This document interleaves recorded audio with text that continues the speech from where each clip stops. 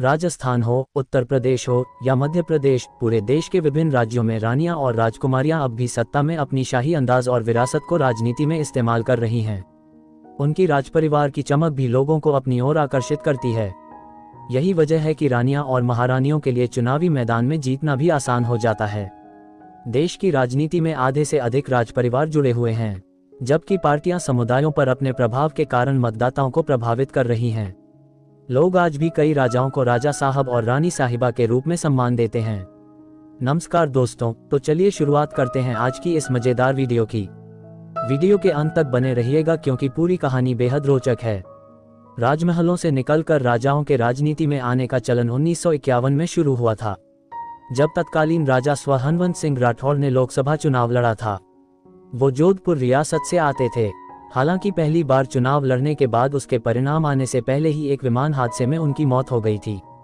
इसके बाद उनके बेटे गज सिंह और बेटी राजकुमारी चंद्रेश कुमारी कटोच ने राजनीति में अपनी किस्मत आजमाई और दोनों की किस्मत चल पड़ी। इसके बाद 50 के दशक की शुरुआत में ही बीकानेर के राजा करणी सिंह ने भी चुनाव लड़ा और जीत हासिल की। उनके बाद उनकी पोती सिद्धि कुमारी ने उनकी विरासत को आगे बढ़ाया। आगे हम आपको वर्तमान के कुछ ऐसे प्रसिद्ध नेताओं के बारे में बता रहे हैं जिनका संबंध किसी न किसी राजसी घराने से है। सबसे पहले इस सूची में नाम आता है विजयराजे सिंधिया का। देश के आज़ाद होने के बाद साल 1957 में महारानी राजमाता विजयराजे सिंधिया ने कांग्रेस की सदस्यता ले ली थी। 1957 में विजयराजे सिंधिया गुना लोकसभा सीट से जीत हासिल कर पहली बार संसद में पहुंची थी। साल 1977 में माधवराव सिंधिया ने कांग्रेस ज्वाइन कर ली। उन्होंने 2 बार कांग्रेस से, 4 बार भाजपा से, 1 बार जनसंघ और 1 बार निर्दलीय चुनाव लड़कर जीत हासिल की थी। हालांकि 1 बार इंदिरा गांधी के सामने चुनाव लड़कर उन्हें हार का भी सामना करना पड़ा था। इसके बाद उनके बेटे माधवराव सिंधिया ने 1971 से चुनाव लड़ा और 1999 तक 9 बार चुनाव जीते, जिसके बाद जय विलास पैलेस की राजनीति 2 धड़ों में बंट गई। 25 जनवरी 2000 में विजयराजे सिंधिया की मौत के बाद उनकी बेटी यशोधरा राजे ने उनकी विरासत को आगे बढ़ाया था। इसके बाद हम जिस शख्स का जिक्र करना चाहेंगे उनका नाम है वसुंधरा राजे। ग्वालियर राजघराने से संबंध रखने वाली वसुंधरा राजे की शादी 17 नवंबर 1972 को धौलपुर के एक जाट राजघराने में हुई थी। राजे को 1984 में बीजेपी की राष्ट्रीय कार्यकारिणी में शामिल किया गया। इसके बाद 1985 से 87 के बीच राजे भारतीय जनता युवा मोर्चा राजस्थान की उपाध्यक्ष रहीं।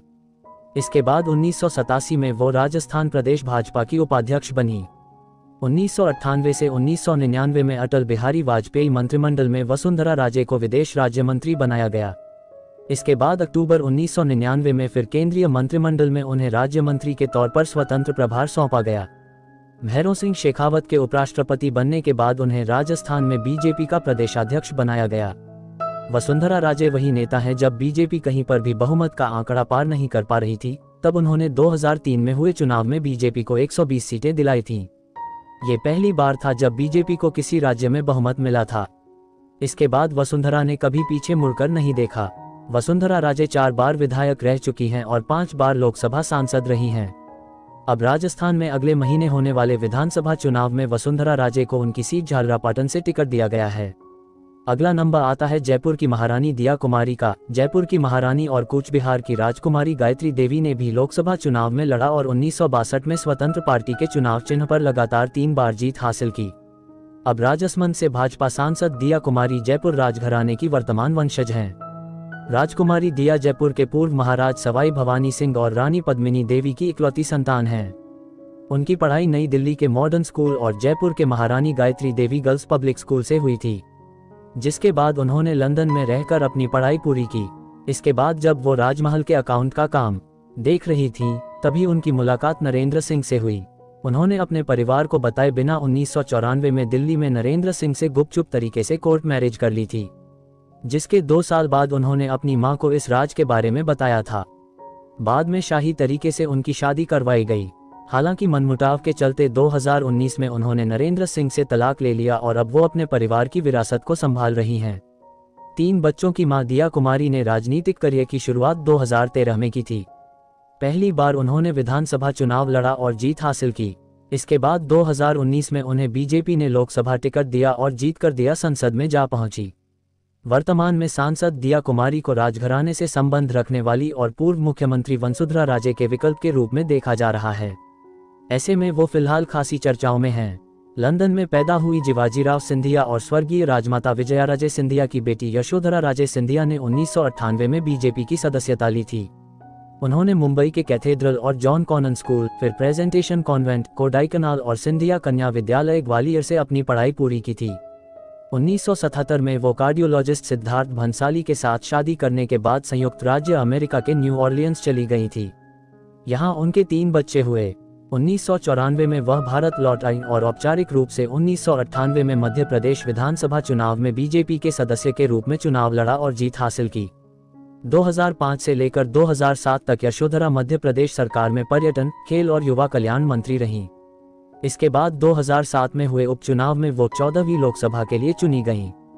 2009 में दूसरी बार यशोधरा ने फिर लोकसभा चुनाव लड़ा और जीत हासिल की। इसके बाद 2013 में उन्होंने विधानसभा चुनाव लड़ा। यहां से जीत हासिल करने के बाद उन्होंने 19 दिसंबर 2013 को लोकसभा से इस्तीफा दे दिया। 2018 में भी यशोधरा राजे सिंधिया ने विधानसभा चुनाव में जीत हासिल की थी। हालांकि पिछले 2 सालों में अलग अलग मंचों पर बीजेपी के खिलाफ उनकी नाराजगी साफ नजर आने लगी है। अब हाल ही में उन्होंने इस बार विधानसभा चुनाव न लड़ने और राजनीति से संन्यास लेने की घोषणा करके सभी को हैरान कर दिया है। हमारी सूची में अगला नाम है गायत्री राजे पंवार का। मध्य प्रदेश के देवास राजघराने से संबंध रखने वाली गायत्री राजे पंवार को भी देवास विधानसभा सीट से टिकट मिला है। गायत्री इसी सीट से वर्तमान में विधायक भी हैं। इस सीट से तुकोजी राव पवार लगातार 6 बार यहां पर चुने गए और तुकोजी राव पवार का नाता शाही खानदान से रहा है। पहली बार वो 1990 में हुए चुनाव में जीते थे। उसके बाद उन्होंने लगातार इस सीट से जीत हासिल की थी। 2015 में तुकोजी राव का निधन हो गया, जिसके चलते उपचुनाव हुआ और उनकी पत्नी गायत्री राजे पवार को जीत मिली थी। इसके बाद 2018 के चुनाव में भी उन्हें जीत मिली थी। 2 बार विधायक रह चुकी गायत्री राजे ने कांग्रेस के जयसिंह ठाकुर को हराया था। अब मध्य प्रदेश में नवंबर 2023 में होने वाले चुनाव में फिर इसी सीट से चुनाव लड़ने जा रही हैं। पक्षालिका सिंह रानी पक्षालिका सिंह यूपी में बाह विधानसभा सीट से बीजेपी विधायक हैं।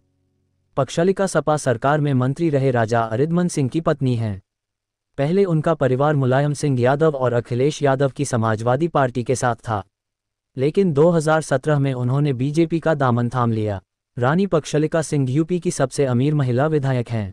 2017 में उन्होंने चुनाव आयोग को जो हलफनामा दिया था उसमें बताया था कि उनके पास लगभग 58 करोड़ रुपये की चल अचल संपत्ति है।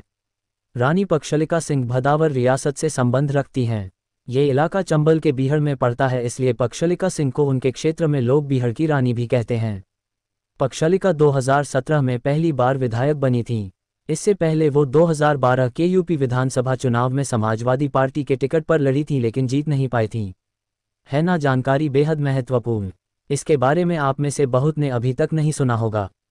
हमारे साथ यूं ही जुड़े रही है और आगे बनने वाले वीडियो में हम और भी महत्वपूर्ण जानकारी आप तक साझा करेंगे, जो इससे भी ज़्यादा रोचक होंगी।